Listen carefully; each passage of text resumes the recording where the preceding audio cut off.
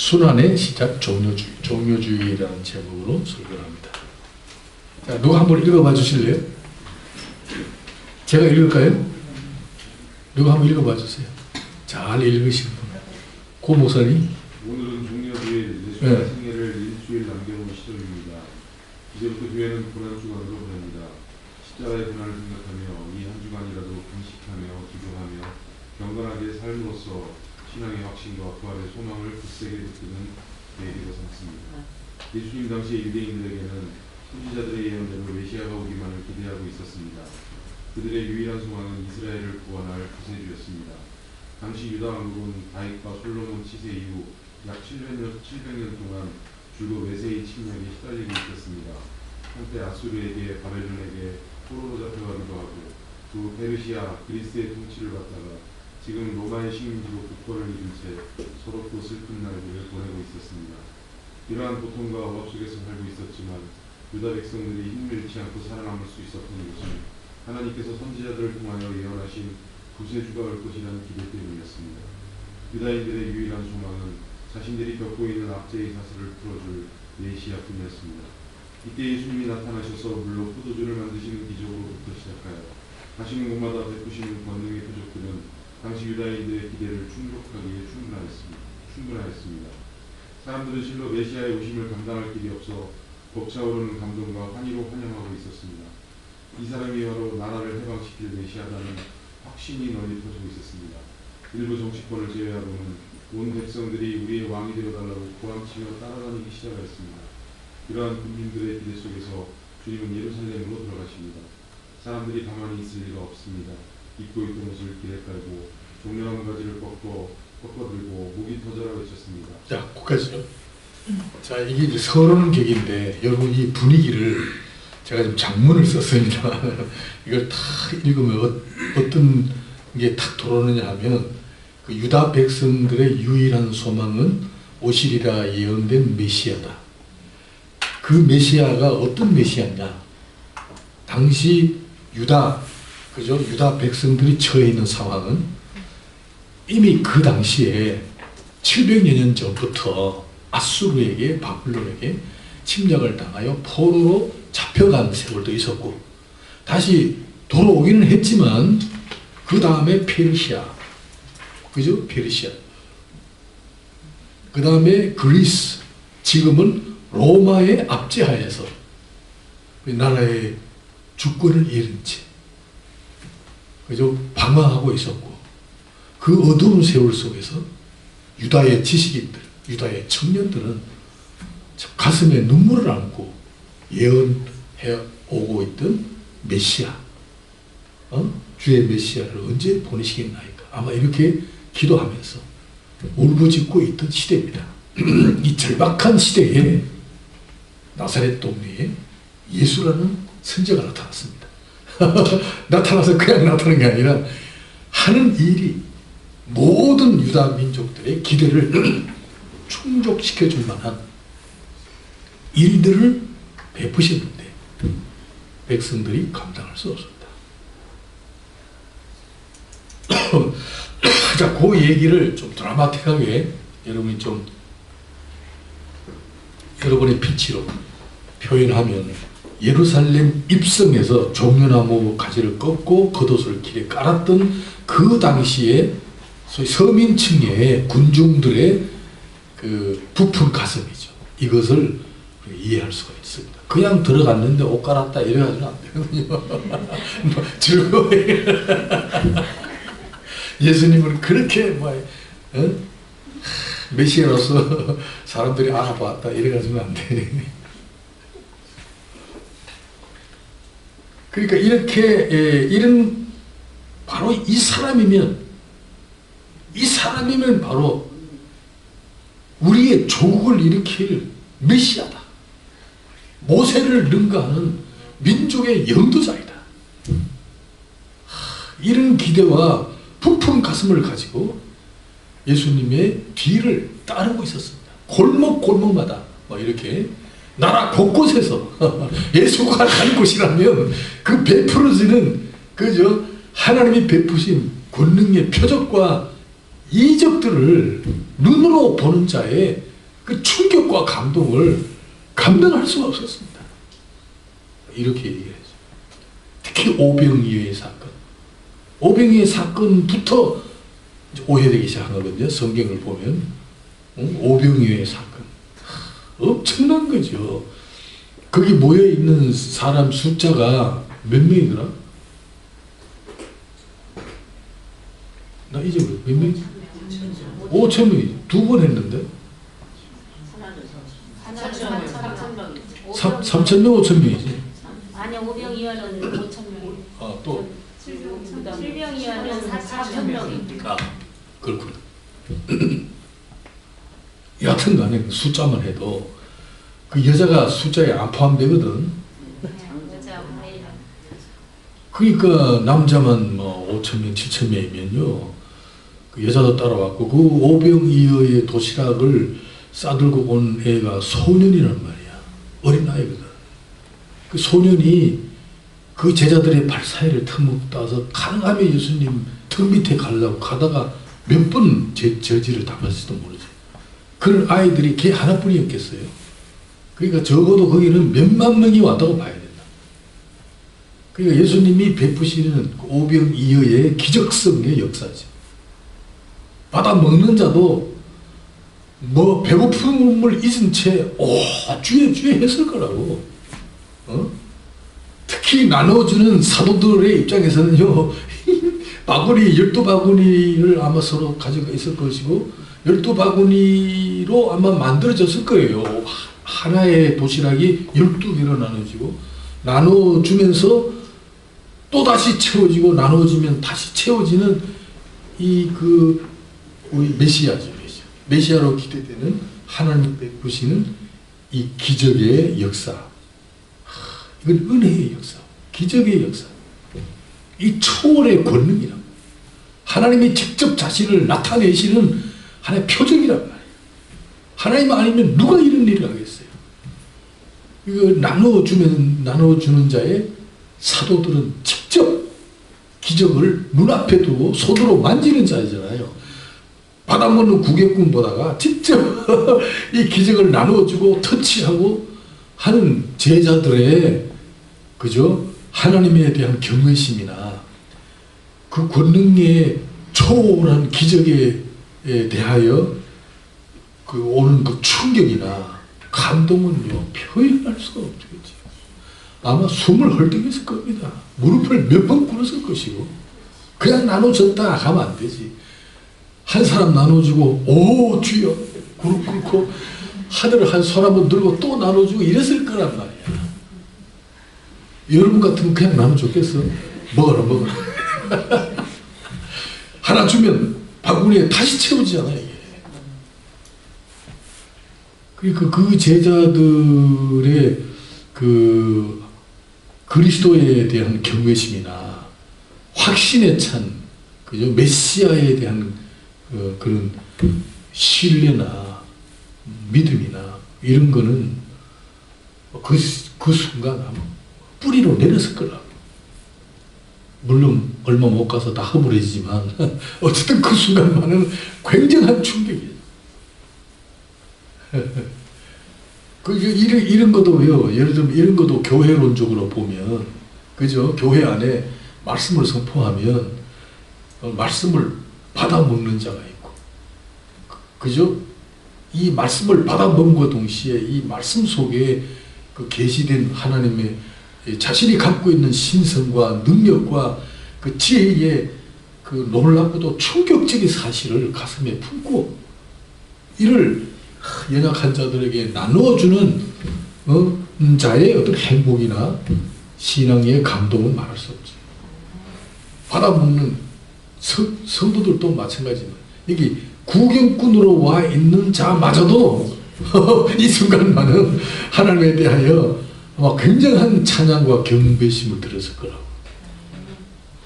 그러니까 이 교회는 가능하면 구경꾼으로 받아먹는 입장에 서지 마시고 하나님이 직접 베푸시는 그 기적을 터치하고 함께 기도 제목으로 삼고 그죠? 이 목회자와 더불어 이 말을 맞대고 뭐 이렇게 살아가는 자가 되라 뭐 이렇게 얘기할 수도 있는 거 아니겠어요? 이왕 예수 믿는 건데 그게 오병이의 사건 중에 우리가 받아낼 수 있는 메시지죠. 자, 이러한 백성들의 기대를 한 몸에 지니신 분이 지금 어디를 가요? 예루살렘을 입성합니다. 그리고 이런 말을 썼어요. 이제 사람들이 가만히 있을 리가 없습니다. 그죠? 나 같다 그래도 가만 안 있겠다. 그냥 가만히 있을 리가 없습니다.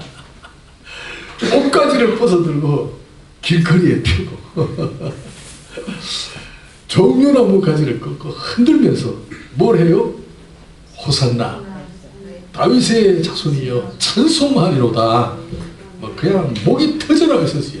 주의 이름으로 오시는 이여 가장 높은 곳에서 호산나 하더라. 요 대목은 그 이스라엘 백성들에게 있어서는 만세 삼창하고 같습니다. 우리나라 입장에서. 여러분 3.1 운동 때 막 만세 삼창하는데 텔레비를 보는 내가 막 눈물이 나더라고. 만세 하는데 괜히 마치 내가 막 울었다니까요. 그거 가보지도 못한 입장에서. 그 이스라엘 백성들이요, 호산나 다윗의 자손이요 주의 이름으로 오시니요 호산나 목이 터져라 외친 그것은 정말로 막 눈물 정도 나는 게 아니라 가슴이 터지는 겁니다. 이게 그런 장면입니다. 오늘 종료주일. 자, 계속해서 한번 또 읽어봐 주세요. 호산나 다윗의 자손이여 찬송하리로다. 주의 이름으로 오시는 이여 가장 높은 곳에서 호산나 하더라. 호산나 찬송하리로다. 오 도우소서 우리를 건져주소서라는 뜻이다. 승리의 영광을 기뻐할 때나 기도할 때 부르는 도입니다. 다윗의 자손이여 이스라엘의 역사에서 주변 나라들을 정복하고 그들로부터 조공을 받으며 국권을 자랑과 영광으로 지새하던 다윗 왕은 유다 백성들의 그림이며 꿈입니다. 군중들은 그토록 나라를 자랑과 영광으로 이끌던 다윗 왕을 그리워하면서 예수님을 맞이하고 있습니다. 호산나 찬송할도다. 지금 군중들은 주님을 전쟁에서 이기고 돌아오는 대선의 왕으로 추대하고 있습니다. 군중들로부터 최대의 환호와 갈채를 받으며 입성하고 있는 입장입니다. 그런데 성경이 우리의 주목을 끌고 있는 내용은 주님께서 선택하여 다신 짐승이 나귀 새끼라는 것입니다. 성경이 우리에게 강조하고 싶은 대목입니다. 군중들의 기대로 라면 마땅히 백마를 타셔야 합니다. 예수께서 타셔야 할 짐승은 백마가 아니라 나귀 새끼라 하는 것을 지금부터 520년 전에 스가랴 선지자를 통하여 예언하기까지 했습니다. 스가랴 9장 9절 시온에 따라 크게 기뻐할지어다 예루살렘에 따라 즐거이 부를지어다 보라 내 왕이 내게 임하나니 그는 공의로우며 구원을 베푸며 견고하는 나귀를 하나니 나귀의 작은 것 때문에 새끼입니다. 평화의 왕으로 오실 이스라엘의 구세주는 거대한 군사력이나 정치적인 권세를 가진 군함이 아닙니다. 그럴 것 없어 보이는 나약하고 겸손한 왕입니다. 스가랴의 예언대로 주님은 제자들로 하여금 나귀 새끼를 끌고 오라고 명하셨던 것입니다. 누가복음 19장 30절에서 36절 이르시되 너희 맞은편 마을로 가라. 그리고 그리로 들어가면 아직 아무 사람도 타보지 않은 나귀 새끼에 매여 있는 것을 보니 풀어 끌고 오너라. 나귀 새끼를 풀 때 그 인자들이 이르되 어찌하여 나귀 새끼를 푸느냐 묻거든 말하기를 주가 쓰시겠다 하시니 보내심을 받은 자들이 가서 그것을 예수께로 끌고 와서 자기들의 겉옷을 나귀 새끼 위에 걸쳐놓고 예수를 태우니 가실 때 그들의 자기의 겉옷을 이래 태우더라. 왜 나귀 새끼입니까? 무엇을 강조하고 있습니까? 이스라엘을 구원하러 오실 메시아는 지금 백성들이 기대하고 환호하던 백마를 탄 권력자들이거나 군사력을 거느린 장군이 아니라는 것입니다. 호산나 찬송하리로다 다윗의 자손이여 이 환희의 노래는 나귀 새끼를 탄 왕에게는 어울리지 않습니다. 주님이 취하신 모습은 백성들이 기대하는 정반대의 것이었습니다. 나귀 곧 새끼 나귀였습니다. 나귀 새끼는 전투용으로 적합하지 않은 짐승입니다. 민첩하거나 윗궁이 있어 보이지도 않습니다. 연하여 둔하고 볼품없는 짐승입니다. 백성들이 요구하는 아주 거리가 먼 모양을 취하신 것입니다. 만일 밀란을 일으킬 정도로 위용을 갖추셨더라면 로마의 총독이 그냥 두지 않았을 것입니다. 벌써 군대를 풀어 해산하였을 것입니다. 당시 행정관의 시각으로 볼 때에도 왕대와 같은 어느 광신자들의 행렬로 보였을 것입니다. 구원을 위해서 인자가 되신 하나님의 모습은 일찍이 이사야가 예언한 그대로였습니다. 그는 주 앞에서 자라나기를 연한 순 같고 마른 땅에서 나온 줄기 같아서 고운 모양도 없고 홍채도 없은즉 우리의 보기에 흠모할 만한 아름다운 것이 없도다. 이사야 53장입니다. 주님은 나실 때에도 몇몇 목자들이 가는 중에 나셨고 사관에 머물 곳이 없으셔서 구유에 태어나셨고 태어나자마자 곧 바로 헤롯의 핍박에 시달려 애굽으로 피난길을 나서기도 하였습니다. 낙이 곧 낙이 새끼는 아무도 타보지 않은 어리고 연약한 것이었습니다. 그렇듯이 주님은 동정녀의 몸에서 나셨습니다. 그렇듯이 주님은 십자가의 제물이 되시려고 흠없는 어린 양으로 오셨습니다.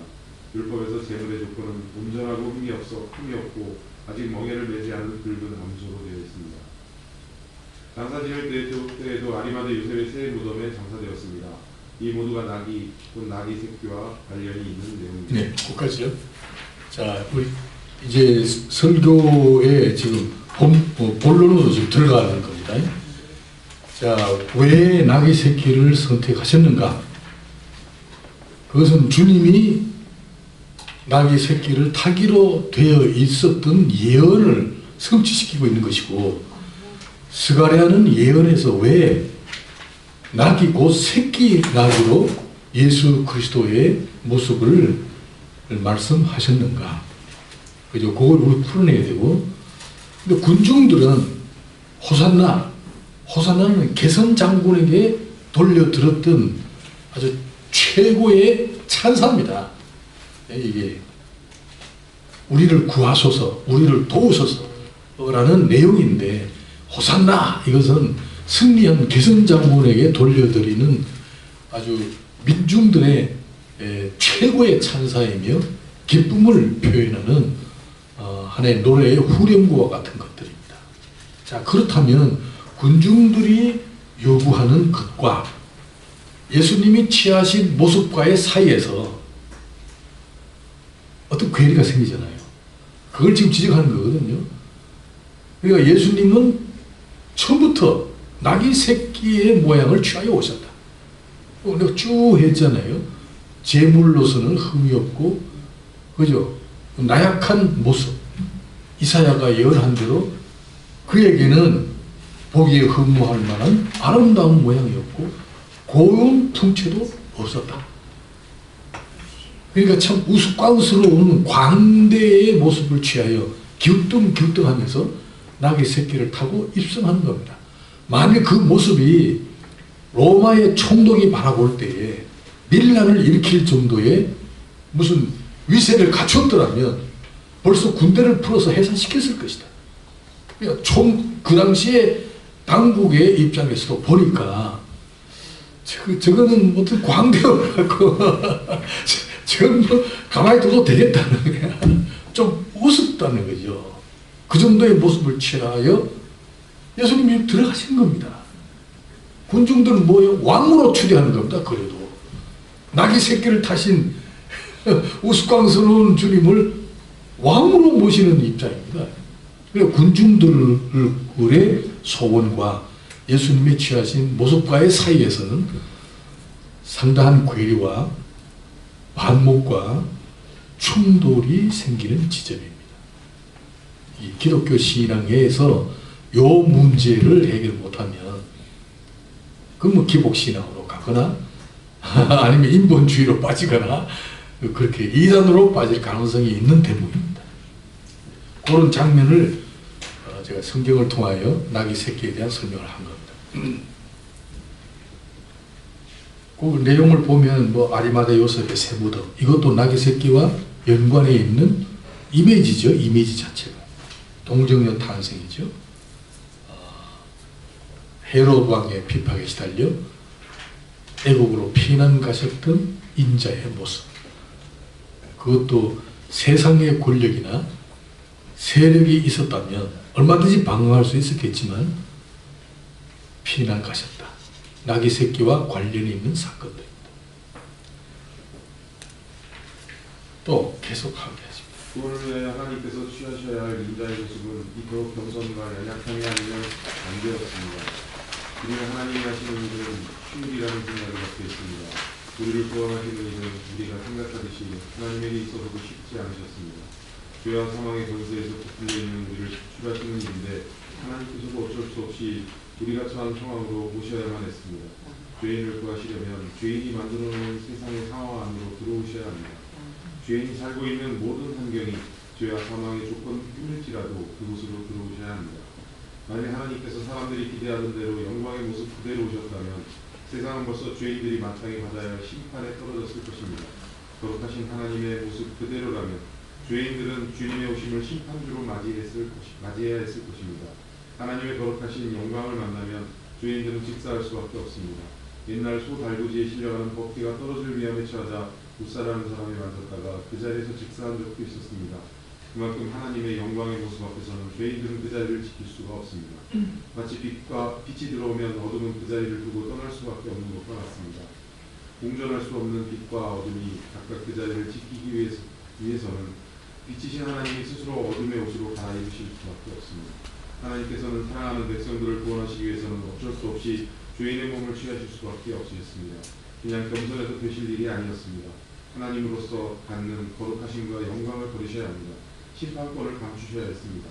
심판하는 권세를 감추시고 죄인에 대하여 진노하지 못하도록 스스로 죄인이 되셔서 오셔야 했습니다. 모든 권세를 보류하셨습니다. 단 한 가지 이유, 죄인을 구원하시기 위해서입니다. 지금 인간들의 요구대로 오신다면 그때는 곧바로 심판하셔야 하는 비참한 날이 될 것입니다. 네, 거기까지. 자, 여기까지 대목이 나귀 새끼를 취하셨던 주님의 깊으신 의도입니다. 이것이 하나님이 갖고 계시는 구원의 경륜입니다. 그러니까 이제 새신자를 앞에 두신 분들의 입장에서는 나귀 새끼와 오늘 요 본 모습을 좀 달리 상세하게 각색해서 설명하면 이해가 될 건데, 이 기독교의 특성인데요. 지금 이 죄의 상태에서 살고 있는 이 세상, 사람들은요, 이 세상이 죄인들이 살고 있다는 생각이 없어요. 이 세상, 여러분, 이 세상이 갖고 있는 아주 숭고하고 그리고 아주 고상한 수많은 가치들을 세상이 추구하고 있고 이를 현재 누리고 있어요. 그게 뭐예요? 여기 흑판이 있구나. 그게 뭐냐면 로마서에서 바울이 지적한 대로 유대인의 죄를 지적하면서 하신 얘기가 그거예요. 율법을 맡겨놨더니 너는 율법을 가지고 너희들이 주인이 되는 종교의 어떤 형태를 만들어 버렸다 이거야. 율법을 주신 이유는 그리스도께로 가라고 준 것이고 예수 그리스도의 은혜의 세계에 도착하기 위한 하나의 약도에 불과한 거죠. 율법이. 약도. 이 율법을 가지고 약도를 찾아가면 예수 그리스도의 십자가로 성취하신 은혜와 탁 터치할 수 있단 말이에요. 그 은혜와 함께 살아가야 그 영생이고 그것이 참 삶을 가볍게 그리고 경쾌하게 살아가는 하나의 길인데, 이 사람들이 율법을 맡겨놨더니 율법을 가지고 뭘 했느냐? 율법주의를 만들고, 그리고 율법을 가지지 못하는 타 민족에 대해서는 우월감에 쌓여서 소위 선민사상이라는 걸 만들었단 말이에요. 유대주의라는 걸. 근데 바울이 지적하는 건 뭐냐면, 너희들이 율법을 가지고 만들어 놓은 그게 뭔지 아느냐? 그게 바로 이방 종교와 똑같은 하나의 형태다 이거야. 종교에 하나님을 섬긴다고 핑계는 대놓고 실제로 하나님을 섬기는 게 아니라 너희들을 만족시킨 거다 이거야. 너희들 자신의 기쁨과 삶의 어떤 만족감과 모든 사람들로부터 박수와 갈채를 받고 싶은 그런 종교적인 그리고 사회 정치적인 어떤 탐욕이 끓고 있는 내용이다. 탐욕이다, 탐욕. 그거를 이제 지적하면서 유대인들의 죄를 노출시킨 거 아니에요. 그리고 로마서 2장 전체가 다 그 얘기인데. 이게 오늘날에도 계속되고 있습니다. 여러분 참 우리 조심해야 됩니다.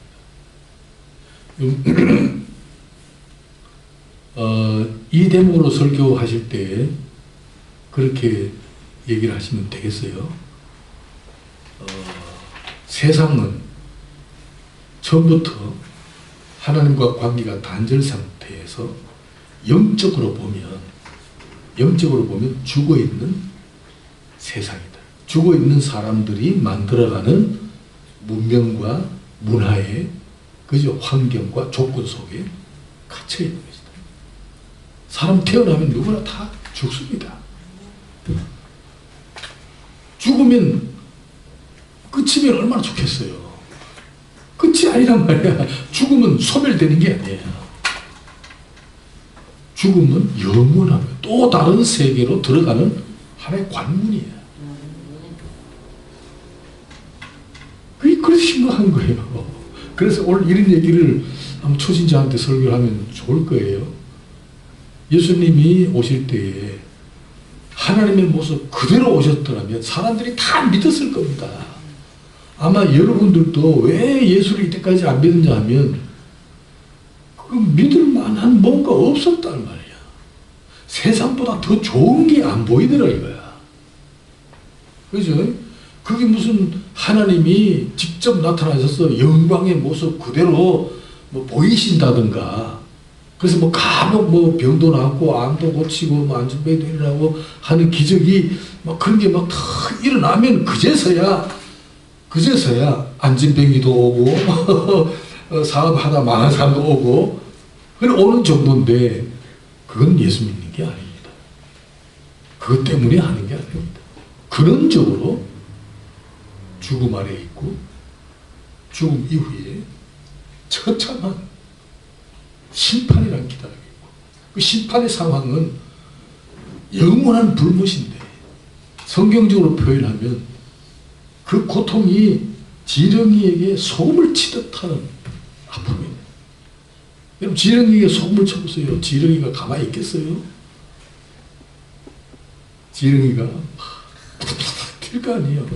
나 한번 안 해봤는데 한번 해보세요. 그게 지옥이야. 뜨거운 물을 보도 그렇게. 뜨거운 물 보도? 네. 막 이만큼 몰리는 그런 막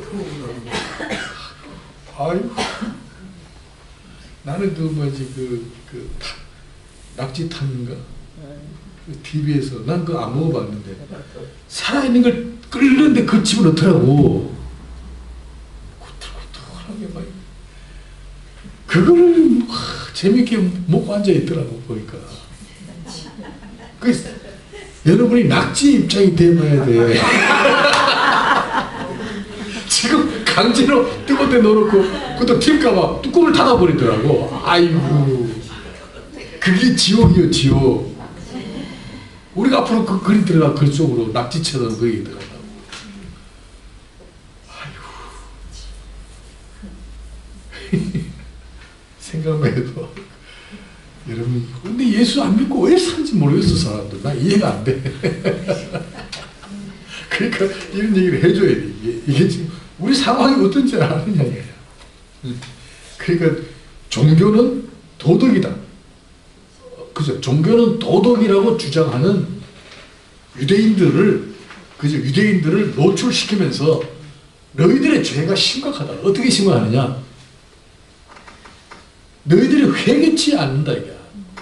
우상을 섬기면서도 회개치 않음으로써 하나님의 진노의 날에, 그죠? 하나님이 임하실 그날에 하나님의 진노를 날마다 쌓아가고 있다. 그리고 하나님의 인자와 자비하심을 멸시하느뇨. 로마서 2장에 있어. 로마서 2장 4절 5절에 회개치 않음으로 하나님의 인자와 긍휼하심을 멸시하느뇨. 너희들이 하나님이 임할 그날의 진노를 쌓고 있는도다. 언젠가 한꺼번에 결산할 때가 온다 이런 얘기야. 야, 여러분 우리요 정말 생각해야 돼요 목사님들이. 간단한 예를 들어봅시다. 내가 물어볼게요. 이스라엘 백성들이 노예로부터 해방되어서 어디를 가야 돼요? 가나안 땅. 그 가나안 땅 들어갈 때 하나님이 특명을 내리셨어요. 요수아에게.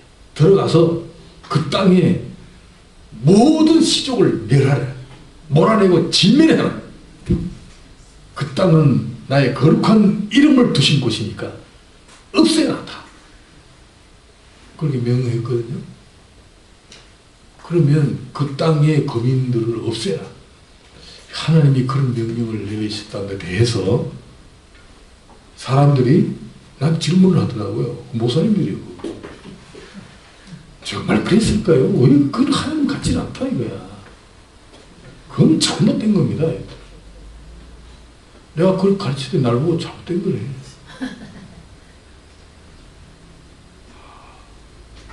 그분이 그 노원 교회, 노원 굉장히 제일 큰 교회죠. 여기 지금 통합식인데. 하나님이요, 무자비하게 거룩한 땅이기 때문에 그쪽에 있는 애들까지 다 쓸어 죽여라, 진멸시켜라 라고 한 것은, 생다지로 그렇게 아무 이유 없이 몰아내라 한 것은 그건 하나님답지 않죠. 그건 맞는 얘기예요. 그러나 성경을 보면 하나님은 공의로우시다. 아멘. 그 증거가 되느냐? 창세기 15장 아브라함에게 약속할 때, 그죠? 창세기 15장에 극험할 때의 횃불로 지나간 구간이요. 그 장면 이후에 너의 후손이 남의 나라에 종으로 팔려가서 4대 만에 돌아올 때는 거대한 재물을 가지고 나올 것이다. 그걸 예언하잖아요. 그런데 400년 동안을 기다려야 할, 그 400년 동안 왜 기다려야 되느냐? 출애굽해서 400년 왜 기다려야 되냐? 가나안 땅에 들어가는 게 목적인데, 가나안 땅에 살아가는 7 족속들의 죄악이 아직도 관영치 않기 때문이다. 여러분, 이 묘하잖아요. 그러니까 400년이 될 때에는 가나안 땅에 살고 있는 사람들은 그거는 살아갈 가치가 없다는 거야. 왜? 죄악이 너무 관영하다. 심판의 대상이라는 거야. 하나님이 400년 동안을 기다렸다는 거지. 그죠? 그러니까 그 가나안 땅에 보십시오. 그 증거가 어디 있어요? 적탐꾼을 보냈더니 기생 라합이 집에 숨었잖아. 그리고 라합이 적탐꾼 2사람에게 군사적 기밀을, 굉장히 중요한 정보를 탁 하나 주잖아요. 뭐야? 이스라엘 백성들이 홍해를 가를 때부터 여기 가나안 땅에 있는 원주민들은 너희들이 올까봐 기가 죽어 있었대. 주눅이 들었고. 그런데 왜 이제 왔느냐 이거 아니야. 왜 이제 왔냐. 라합이 그런 얘기를 하죠. 그건 뭐냐면 가나안 땅은 이미 하나님에 대한 소문을 듣고 있었어요. 그래서 회개치 않았단 말이에요. 왜 그래요? 죄악이 너무 관영하거든. 하나님이 그 성을 쓸어버릴 만한 이유가 있었다. 생단지로 죽인 게 아니에요. 죽여도 될 만하게 죽인 거지. 아니, 홍수 심판을 왜 내렸어요? 모두가 육체로 가버렸잖아. 8명을 남겨놓고 물속에 다 수정시킬 만한 이유가 있었다 이거야. 그래서 성경에 보면 회개치 않음으로 하나님의 인자와 자비하심을 멸시하느뇨. 하나님의 임한을 그날의 진노를 쌓고 있는도다. 그 얘기가 그 얘기란 말이야. 여러분 이거 알아야 돼요. 하나님은 오래 참으세요. 진짜. 얼마 동안 400년이나 참았어요. 어느 정도로 참았느냐. 이스라엘 사랑하는 자기 백성들을 남의 나라에 종살이한 것까지도 감수하시면서 가나안 땅의 원주민의 죄악이 관영할 때까지 기다린 거야. 여러분 이런 설교가요 정말 살아있는 설교 아니겠어요. 그렇다면 지금 이 나라의 교회 현상이나 지금 북한에서 그 피난 나와서 건너온 사람들이 세워놓은 교회들이 초창기에 얼마나 순수했어요. 새벽마다 와서 눈물 흘리고 말씀 붙들고 우리 자손들이 잘 되기 위해서, 이 조국의 안정을 위해서 그 눈물을 흘렸던 믿음의 조상들, 지금부터 120년 30년 전에 우리 할아버지 할머니들이 그 깨어진 유리창 사이에 그죠? 찬바람을 맞으면서 버적버적하는 마룻바닥에 엎드려서 구호물자 오바 하나 덮어 쓰고 기도를 했단 말이에요. 거기가 우리 할아버지 할머니, 우리 아버지 어머니들이 그렇게 그 기도했던 눈물이 축복의 씨앗이 된 거 아니에요. 그런데 지금은 눈물이 어디 있어 지금? 회개 운동하는데 상강운동장에서 사람들 모아놓고 뭐 그죠? 회개 운동 돌아가면서 대표를 하는데 왜 그나 회개 운동이 아니더라고. 보니까.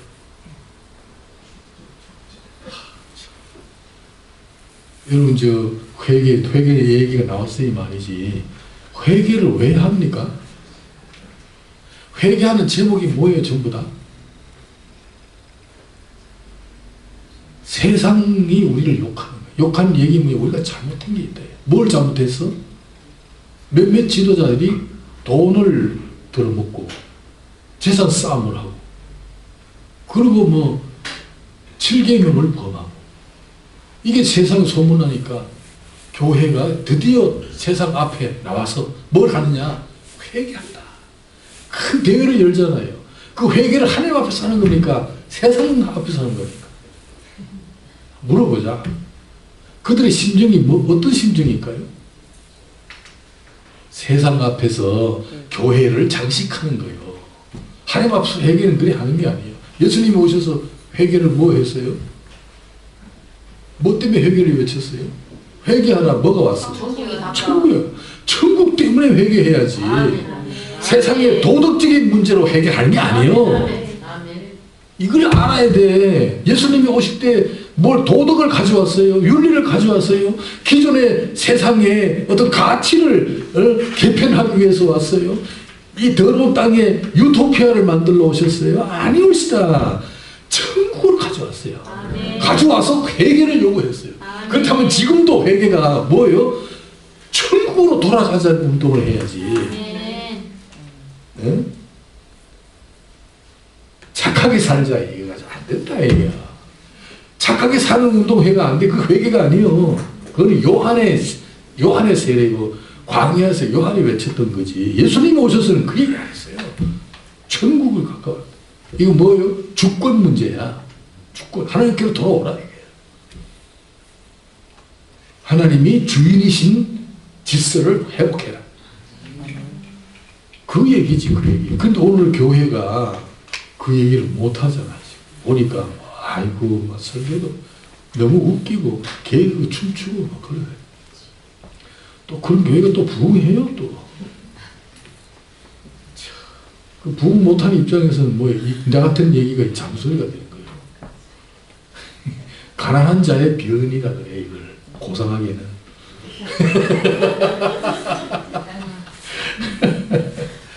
웃기지. 사실은 이게 진리란 말이야. 이런 얘기를 TV에서 해야 되잖아. 누군가가 신학적인 배경을 가지고 이런 얘기를. 회개가 도덕적 회개가 아니란 말이야. 이게 윤리적 회개가 아니고. 우리 세상의 빛인데 윤리적 빛이 아니란 말이야. 그것은 중들이 다 해. 우리가 아니더라도 다 해. 기독교가 나서서 그거 할 거 없어. 기독교는 뭘 해야 돼요? 하나님께로 돌아가자. 그 회개예요, 회개. 그 운동을 해야 돼.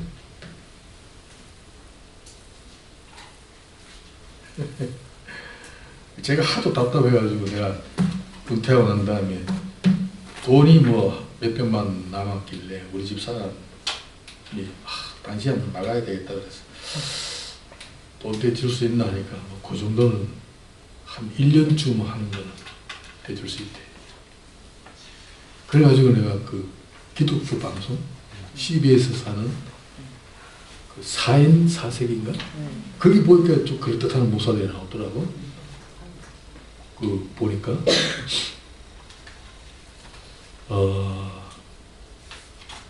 거기를 나오고 싶어. 그 내가 CBS 방송하는 PD가 목사님은 거기 나가셔야 합니다. 목사님 이게 여기 있어서 안 됩니다. 거기 나가셔야. 될까요? 되지요. 얘기해 보세요. 그래가지고 또 갔잖아요. CBS 사장한테 가서. 거기 나가고 싶은데 좀 주선할 수 있느냐. 그랬더니 안 된다. 왜 안 되냐. 지방 목사는 안 된대.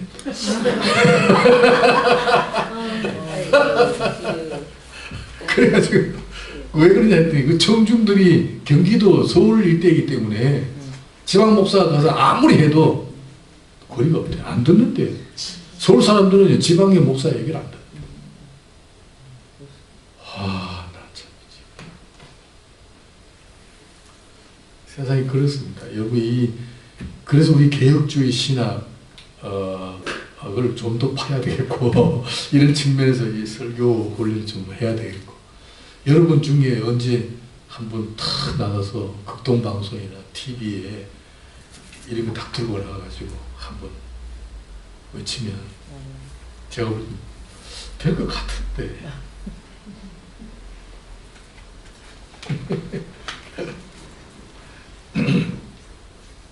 이래도 얼마나 강조하기 좋아요. 만일 우리가 원하는 대로 하나님의 모습 그대로, 그죠? 그 거룩과 영광의 모습 그대로 이 땅에 오셨다면 여러분들은 이미 심판을 면치 못할 처참한 순간을 맞이할 것입니다. 하나님 자신의 영광을 버리시고 특별히 그의 거룩한 모습을 감추심으로 심판권을 보류하시고 더럽고 냄새나 죽음의 저주라고 하는 이 땅에 친히 들어오셨습니다. 뭐 때문에? 우리를 구하시려고. 우리가 갈 수 없는 길을 우리를 데리고 가려고. 그렇게 얘기해요. 우리가 돌을 깎아도 안 되고 평생을 굶고 좌선하고 뼈가 앙상하게 남도록 내 속에 있는 더러움을 아무리 비워도 도착할 수 없는 곳, 그것은 하나님의 나라, 천국의 영생의 나라죠. 그 나라를 우리의 힘으로는 갈 수가 없기 때문에 예수님이 오셔서 우리를 데리고 가고 싶어서 우리와 같은 처지로 오셨단 말이에요. 이거 초신자들이 얘기를 하면 좋죠. 그게 종려주일이면 종려주일에 낙이 새끼 타신 예수님 모습. 근데 사람들은 왜 낙이 새끼냐 몰랐다 이게. 몰랐어요. 그러니까 이 군중들은 그냥 백마 탄 걸로 오해를 한 거야 지금. 낙이 새끼가 백마로 보인 거지. 이런 착각 속에서 지금 종려주일 보내는 거 아니에요? 오늘 교회 현실이 또 그렇단 말이에요. 인간을 충족시켜주고 세상을 만족시켜주고 세상 보기에 칭찬과 박수를 받는 방향에서 교회를 치장하는 내용들이 뭐냐 이거야. 뭐예요? 세상 사람들이 원하는 것들이에요. 안 됩니다. 종교는 도덕이다. 도덕을 내용으로 하는 유대교회의 중심 사상은 뭐예요? 율법주의라는 거예요. 율법주의가 뭐예요? 행동주의고 선행이잖아. 선행이에요. 여러분 선행은요 기껏해야 선행입니다. 그 세상에서 잠시 뭐 선한 사람이 좀 존경을 받는 입장이죠.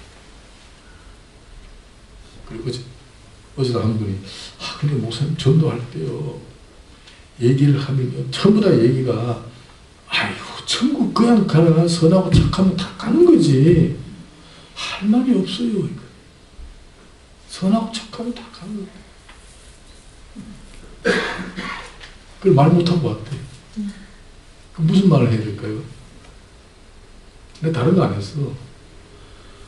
아무리 선하고 착해도 천국은 아무나 들어가는 게 아니라 거기 문을 지키는 문지기가 있어. 천국도 문이 있단 말이야.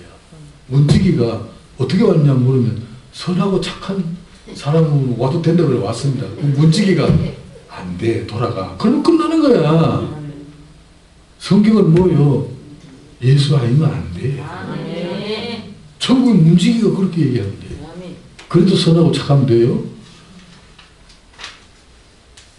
기껏 태어났어라고 착한 거야. 그건 이 세상에 살아있는 날 동안 조금 뭐 존경받는 정도지.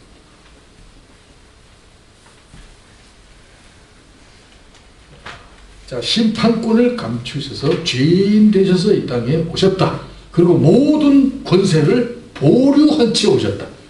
야, 이게 참, 이거 내가 언제 한번 예를 들었죠? 어떤 예를 들었을까요?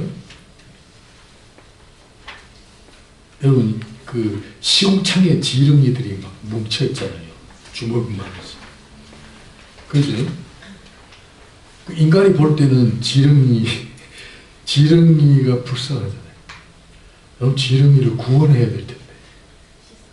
여러분들에게 구원을 하려면 일단 지렁이하고 대화가 돼야 될 거 아니에요. 그럼 지렁이하고 말을 하려면 방법이 뭘까요?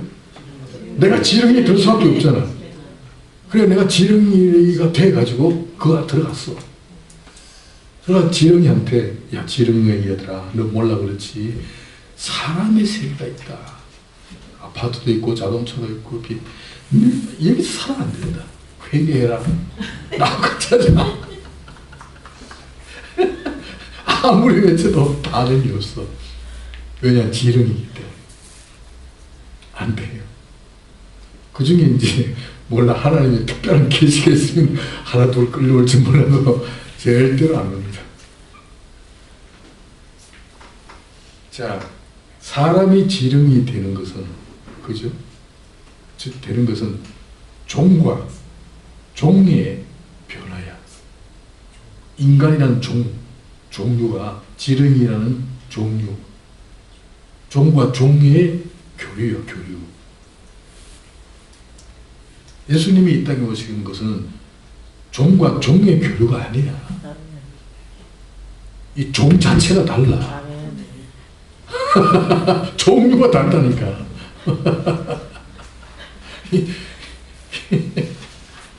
여기는 세상에서 서로 만나는 사이지만 이건 하늘에서 야 문화 하늘이다.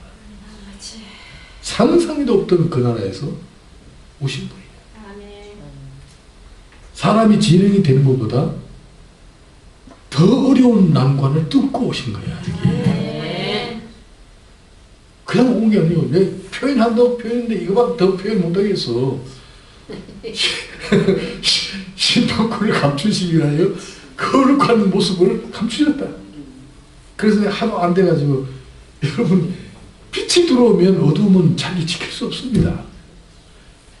빛이 어둠에 대하여 뭔가 얘기를 해야 되는데 빛이 오면 어둠이 사라져 버리는데 원수 사이잖아. 한 공간 안에 빛과 어둠이 공존할 방법이 없다. 이건 뭐예요? 종과 종의 연결이 아니고 전혀 다른 세계잖아요. 물리학적으로 불가능하잖아. 그런데 하나님은 인간의 모든 이론을 초월하여 한 공간 안에 빛과 어둠이 공존하는 방법을 선택하셨어요. 뭐예요? 빛을 감추시고 어둠의 옷을 입은 거야. 그게 어둠과 어울릴 수 있는 거지. 그렇게까지 해서 와서 뭐예요? 하나님의 나라가 왔으니 회개하라. 하도 회개 안 하길래 기적을 가지고 보여줬잖아. 이래도 안 할래. 그래도 안 하더라. 이게.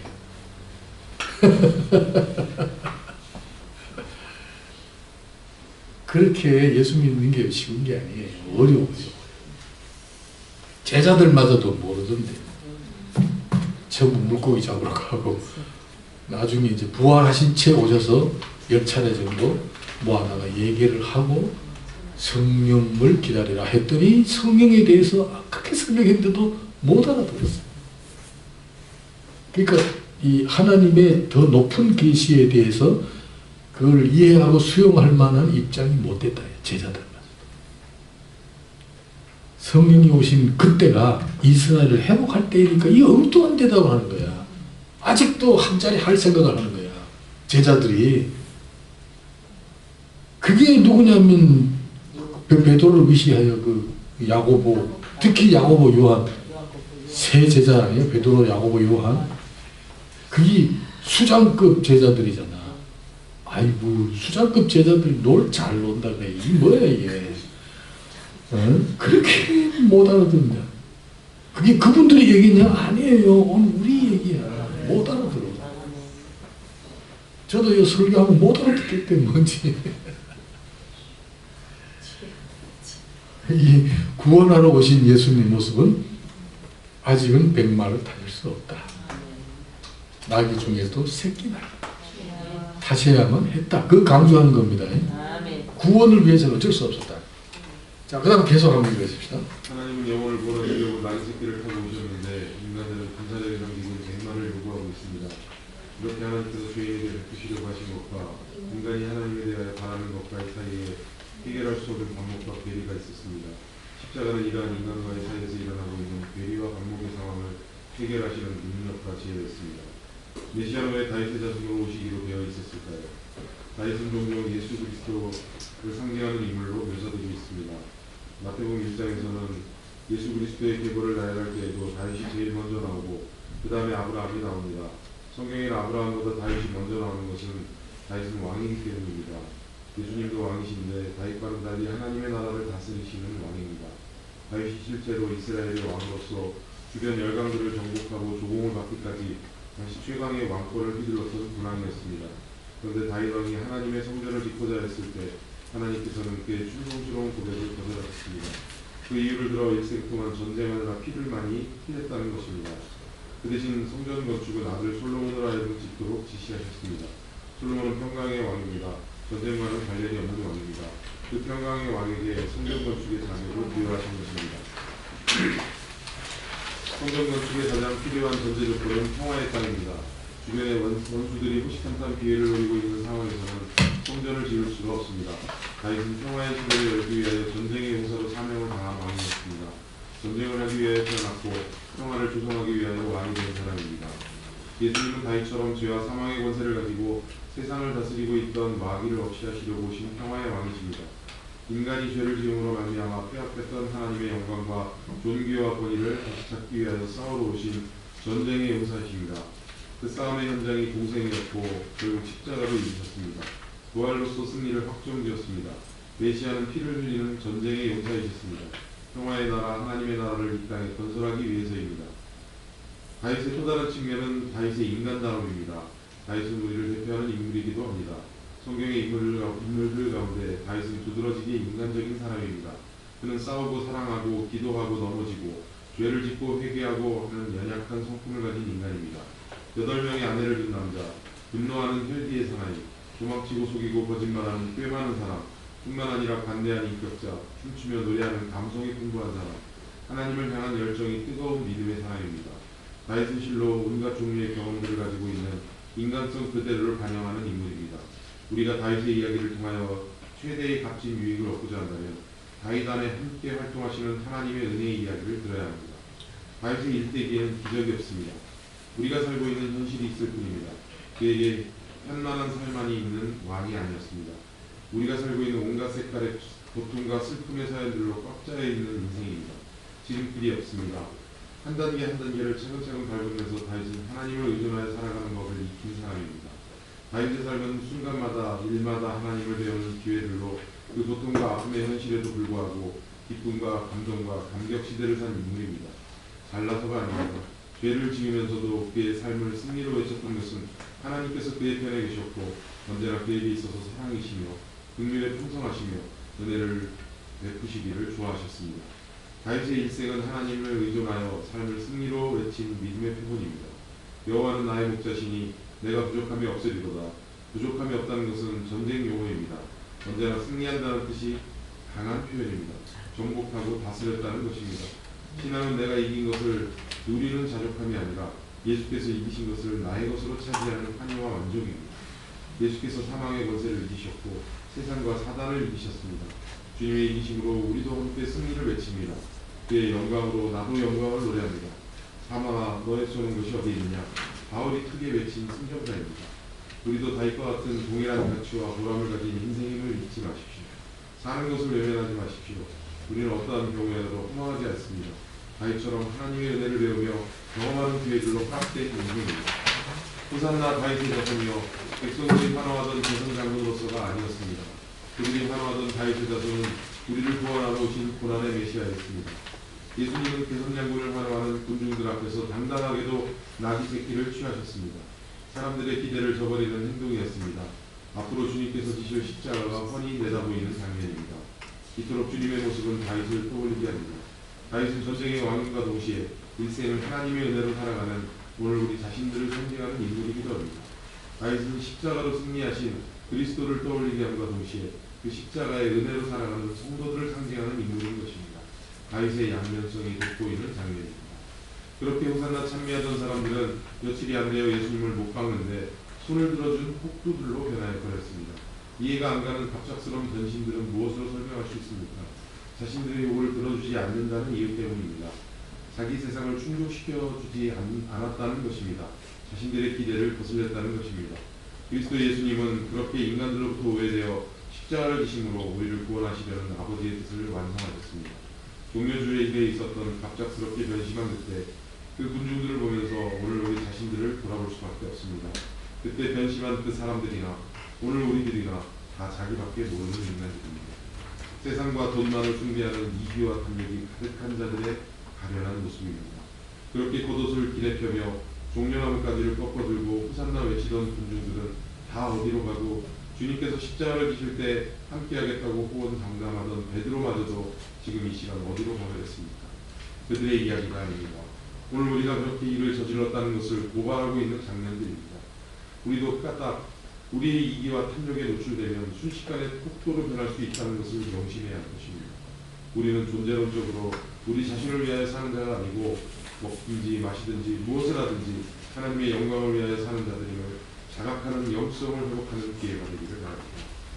네, 여기까지 한번 살펴보겠습니다. 다윗은 예수 그리스도를 상징하는 인물로 등장되어 있습니다. 다윗의 일대기를 연구하면 그리스도를 만날 수 있어요. 근데 다윗의 양면성 얘기했죠. 다윗의 양면성.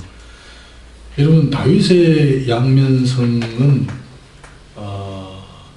예수 그리스도와 동일한, 그죠? 한 인간으로서 예수 그리스도, 그리고 신으로서 예수 그리스도. 그 양면성이죠. 다윗은 뭐 기적이나 이런 게 별로 없어요. 한 11년 동안, 10년 동안은 광야를 헤맸던 광야의 사나이예요. 광야가 얼마나 거칠고 이 포악한 환경이냐면 낮에는 발을 못 딛는데 또 밤에는 추워서 못 살아.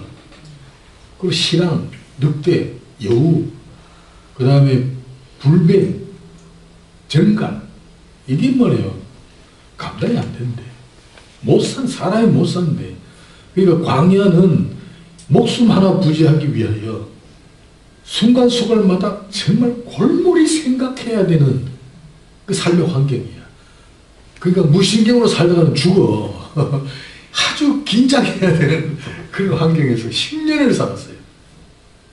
거기서 다윗이 누구를 의지할까요? 하나님 이외에는 바라볼 데가 없는 거야. 의지할 곳이 없어요. 광야라는 곳은 하나님 이외에는 아무도 없으니까. 거기서 지은 시가 시편 23편 아니에요. 여호와는 나의 목자시. 그게 부족함이 없다는 게 이제 전쟁 용어거든요. 승리한다. 여러분, 구원은 현실적으로 승리라는 개념으로 와 있습니다.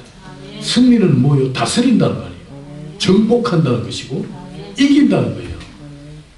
여러분이 인생을 승리로 이긴 자, 그죠?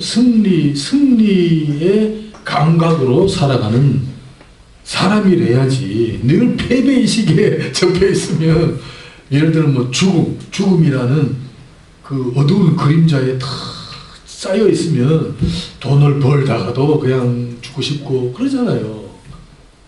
사랑하다가도 이거 해봐야 얼마 가겠나 싶고 때려치우고. 모든 게 그래요. 이 교회도 개척교회, 특별히 목사님들 중에 그런 분들이 개척교회를 하다가 안 된단 말이야.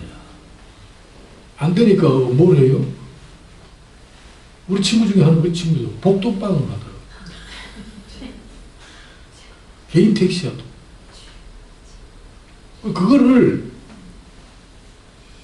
그거를요, 아주 정당하게 얘기를 한다. 정당하게.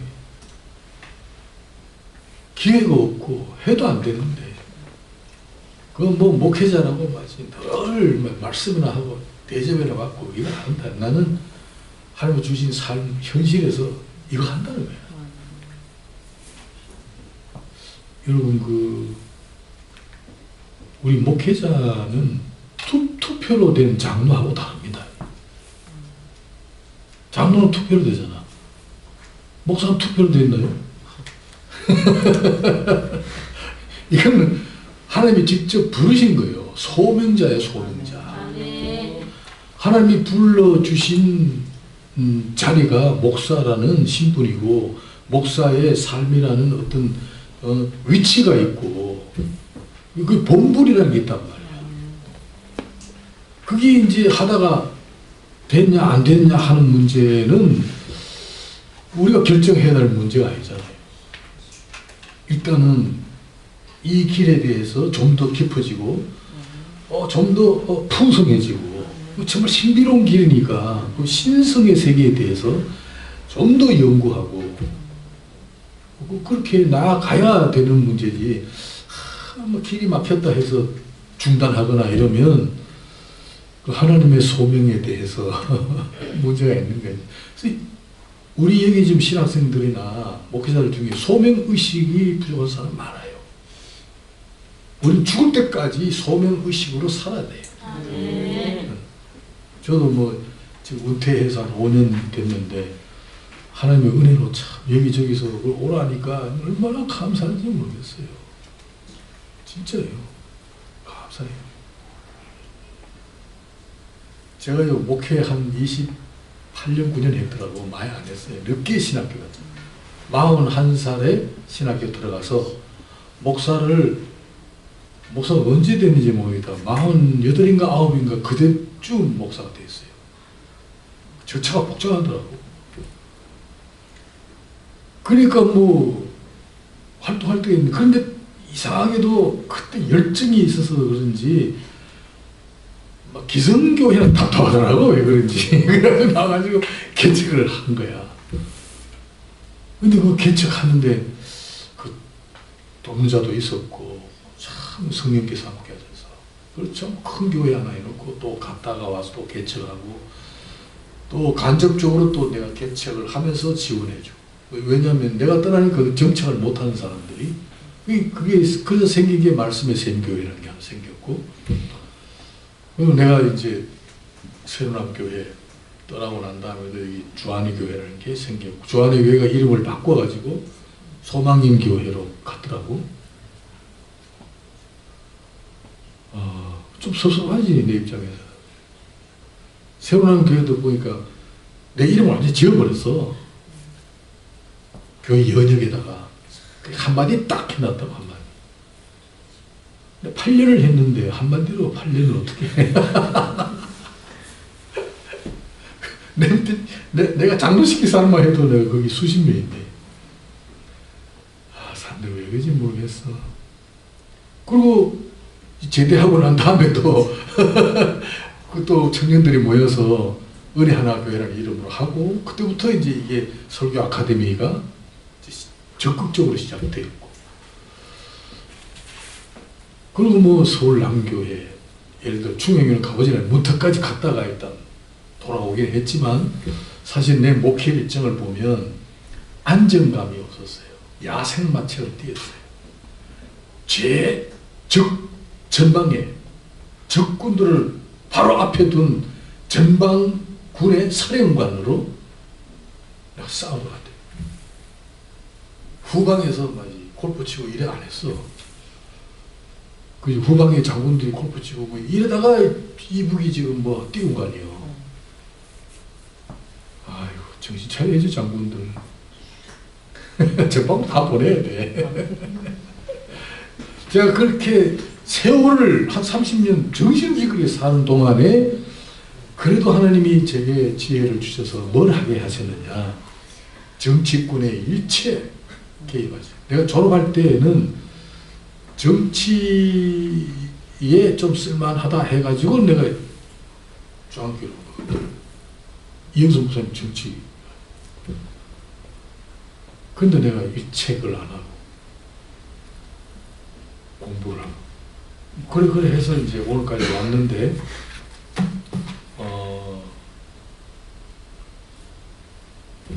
사실은 뭐 인간적으로 보면 제가 이 우리 합동 측으로서는 제 족적이 걸출하죠 사실. 개척교회 하는 만학도들에게는 하나의 이상적인 목회자가 되어 있다. 심지어는 저 논문 중에 내 목회를 연구해서 석사학위 받은 분도 있어요. 그 정도로 우리 교계 안에서는, 딴 데는 몰라도 우리 합동 측에서는 그래도 뭐 짧은 목회 일정 중에 그래도 좀 이름이 나 있는 입장이고, 정말로 뭐라 그럴까, 이 먼지를 날리고 폭풍을 헤치면서 달려오고 같은 느낌이야. 광야에서 말이야. 응? 자, 그런 입장이라면 지금쯤 학위도 있고 하니까 우리 총신신대원, 그죠? 학장이나 총장이나 자리가 비어있잖아요. 거기 좀 잠시 오라고 얼마나 좋겠어? 그래도 되는 거지. 근데 근래 보니까 엉뚱한 게 들어가 있더라. 엉뚱한 사람이. 진짜 보니까 아이고 저기 우리 합동측에 정신없게 총장 그런 생각이 들다. 내가 여러분에게 이거 할 사람이 아니요.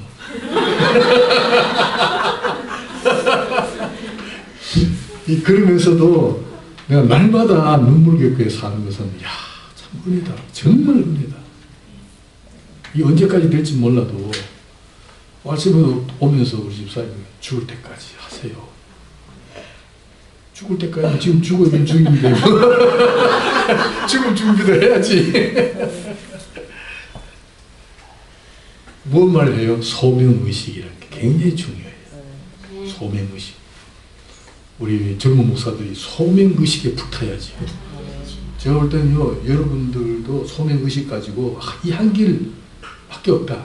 다윗이 일생 동안 전쟁의 용사로 태어났고 그 목표를 달성하기 위하여 전쟁에 능한 사람으로 하나님이 키우셨고, 그래서 주변 열강들을 다 무릎 꿇게 하고 그들로부터 조공을 받아냈다. 이스라엘의 역사 속에 다윗 시대 이외에는 그저 정복한 나라도 없어요. 다윗만이 정복했어요. 그리고 다윗의 터위에 성전이 건축이 된 거예요. 이 신학적으로 굉장한 의미가 있죠. 다윗의 인간다움. 그는요, 넘어지기도 잘하고 혈기도 많고 아둘람 굴에 모인 그 600명 군사들과 함께 그죠? 아비가일의 남편 이름이 뭐더라? 나발이 좀 그래도 잘 살았잖아. 나발을 얼마나 도와줬어요. 그래서 그 군사들에게 빵이라도 먹이려고 나발에게 좀 먹을 걸 달라 신분을 줬다가 나발이 모른 척 하는 거야. 난 다윗을 모른다. 그래가 막 뿔이 나가지고, 이게 내 도움을 얼마나 받았는데 뿔이 나가지고 400명 군사를 몰고 나발을 죽이려고 가다가 나발의 부인 아비가일이 탁 막은 거예요. 그 장면이 눈물겹더라고. 내가 그 장면을 설교 한번 했는데 다 울었어요. 아비가일이 뭐라고 해요? 다윗. 지금 다윗이 무엇을 하고 계신지 아십니까? 다윗 닿지 않습니다. 아비가일이 내 남편이지만 그거 칼봐서 뭐합니까? 다윗의 이름에 먹칠한 겁니다. 다윗은 하나님을 위해서 아비가일이 그렇게 막 일장연설을 하는 게, 그때 다윗이 아비가일의 연설에 녹아난 거예요. 그리고 데리고 와서 같이 살아버렸잖아요.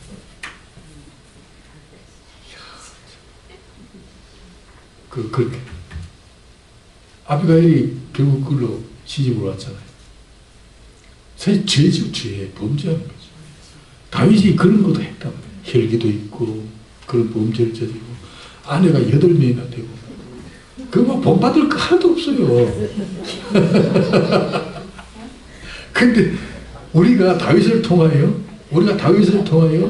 정말 소중한 가치를 정말 알고 싶다면 다윗을 보지 말고 다윗 안에 활동하시는 하나님을 봐요.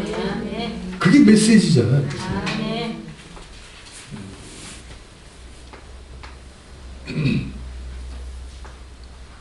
자, 이제 결론으로 들어가겠습니다. 또 계십시다. 이토록 주님의 모습은 다윗을 떠올리게 합니다. 다윗은 종료주일로부터 시작하여 5일 동안 주님은 반역자들에게 구원을 얻게 하시려고 자신의 몸을 제물로 바칠 결심을 하시었습니다. 마지막 십자가를 바로 앞두고는 폭도들은 주님에게 강도보다 못한 죄인으로 누명을 씌우고 십자가에 못 박으라고 손을 들어주었습니다. 세상의 권력의 빌부터 죄 없으신 하나님에게 죄인의 홍보를 입히고 침을 뱉기도 하고 주먹으로 뺨을 치기도 하고 가시관을 눌러 씌우며 조롱하기를 서슴지 아니하였습니다. 그 고통의 십자가를 다 지신 후에 상상에도 없었던 생명과 진리의 길을 열어주신 것입니다. 하나님의 나라는 그렇게 우리에게 나타났고 은혜의 선물이 되어 우리에게 나누어 주신 바 되었습니다. 지금도 이 땅에는 대부분의 인생들이 함께 공동체를 이루며 살고 있습니다. 하나님을 이용하여 탐욕을 채우려는 사람들, 그러나 이러한 종류의 사람들은 자기 방식이나 요구대로 안 되면 순식간에 폭도로 변할 사탄의 무리들입니다. 다른 한편은 하나님의 뜻에 자신을 고동시켜 수많은 오해와 조롱에도 불구하고 지금처럼 십자가의 행진을 계속하는 사람들입니다. 다윗처럼 억울한 누명을 쓰고도 자신의 소중한 삶의 가치를 원수들에게 맡기지 아니하고 끝까지 하나님께 맡기는 믿음의 사람들입니다. 우리는 더 이상 주변에서 일어나는 질문에 대하여 논쟁을 벌일 필요가 없습니다. 우리가 그들을 설득할 능력이 없습니다. 오직 하나님의 뜻을 아는 일에 영성 깊은 생각과 삶을 가지고 하나님의 나라를 향하여 준비차게 달려가야 할 것입니다. 죄는 실체가 아닙니다. 잠시 우리를 괴롭힐 뿐입니다. 죄가 잠시 우리를 괴롭게 하듯이 구원의 은혜도 잠시 우리에게 허락되어 있습니다. 언젠가는 여기 우리가 살고 있는 이 땅의 역사에서 사라질 것입니다. 죄와 동시에 은혜의 날들도 더 이상 없을 때가 옵니다. 보라, 지금 은혜 받을 만한 때요 구원의 날이요. 지금이라는 시간은 제한된 순간들입니다. 영원하지 않습니다. 언젠가는 끝날 때가 있습니다. 은혜의 문이 닫힐 때가 있다는 것입니다. 심판의 날이 거대한 힘을 가지고 서서히 다가오고 있습니다. 우리가 거부할 수 없는 나의 종말이 하나님의 뜻을 쫓아 내게로 다가오고 있습니다. 우리가 사는 날 동안 그 날을 기다리는 유일한 근거는 십자가의 고난을 통하여 이루신 은혜의 구원을 기리는 것입니다. 계시록 19장 11절 또 내가 하늘이 열린 것을 보니 보라 백만 자가 있으니 그 이름은 충신과 진실이라. 그가 공의로 심판하며 싸우더라. 주께서 다시 오실 때에는 더 이상 나귀 새끼를 타지 않으십니다. 심판주로서 개선 장군의 위엄과 권위와 영광 가운데 임하십니다. 백날을 타십니다. 세상에 어느 누구도 하나님의 위용을 꺾을 자가 없습니다. 창조주 하나님, 구속주 하나님으로 인하여 세상으로부터 오해와 조롱과 천대를 받던 자들을 최고의 영광에 이르도록 상을 베푸시고 반대하던 자들을 형벌과 저주의 불못에 던지는 심판권을 가지시고 오십니다. 동료주일은 급작스러운 폭도로 변심한 우리들을 우리에게 고발하면서 우리의 결심을 새롭게 요구하고 있습니다. 동시에 주님이 지신 십자가의 길을 나도 걸어야 되겠다는 결심을 새롭게 하는 영적 도전이 있는 장면을 잊지 마시기 바랍니다. 아멘. 자, 설교 마치었습니다.